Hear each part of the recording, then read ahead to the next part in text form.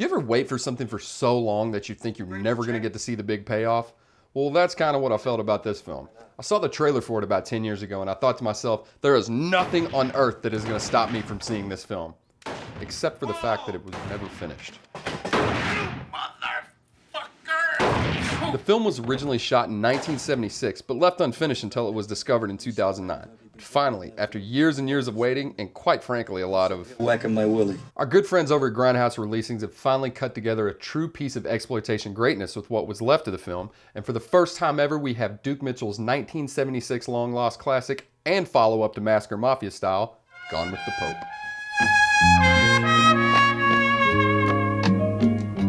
You've never heard of Duke Mitchell? You've never seen him act either? And you've never seen Massacre Mafia Style? Duke Mitchell is a true man amongst men. He had attitude. Where's the broad? Fucking broad's up your ass. Was a ladies' man. You want to bang this buffalo, you go right ahead. But don't put me with it, all right? Then give me 100. 100? What you gonna do, bang our whole neighborhood? A snazzy dresser and an all-around badass. People of the United States, judges, cops, all the law, I got something for you. Take this and stick it up in your mother's twat. He even banged his best friend's hookers when they were too drunk to. Looks like Brillo. Now that's a friend. His acting and on-screen charisma was all too natural.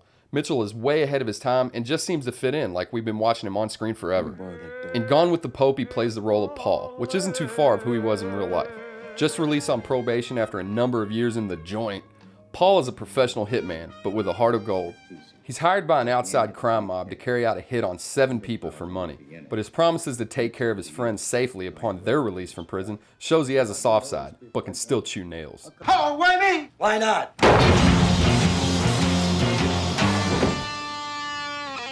Gone with the Pope clearly fits in with the De Niro and Pacino Italian-style films of the late 70s and early 80s.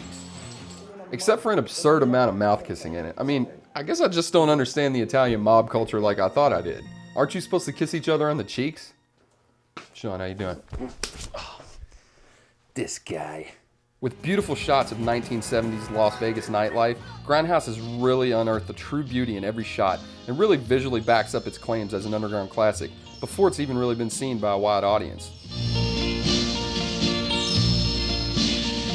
Now, somewhere in the middle of the film comes a plot change that kind of comes out of nowhere, maybe because of the editing process of only having as much film as they had, but at the same time it also fits in pretty well honoring the name of the film. We're snatching the Pope. The Pope? The Pope? I want $1 from every Catholic in the world. Seems like a pretty far-fetched plan in any movie, but conveniently enough, Paul's friend looks exactly like the Pope, which makes the old switcheroo much easier to pull off so the Pope can finally get in that fishing vacation he always wanted. Your Holiness, I caught one. Caught. Yes. Clean it.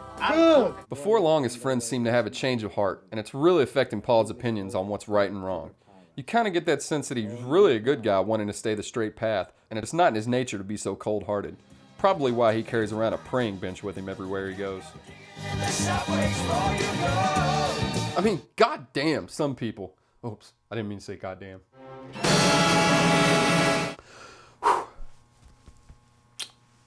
Now, the ending of the movie caught me a bit off guard.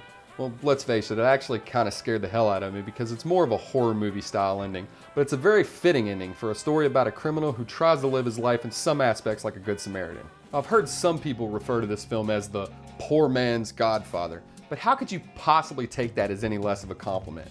This movie should be seen, and it shows with the amazing amount of work that Grindhouse has put into giving this movie its much-deserved cinematic credits in this new DVD Blu-ray package. An amazing transfer, lots of audio selections, and a really cool poster that comes with it to boot.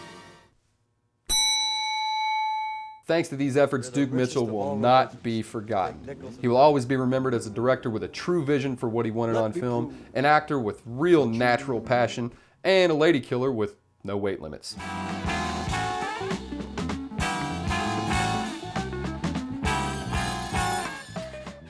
And remember, we now have a fan funding tip jar on our YouTube page, and we want $1 from every subscriber in the world.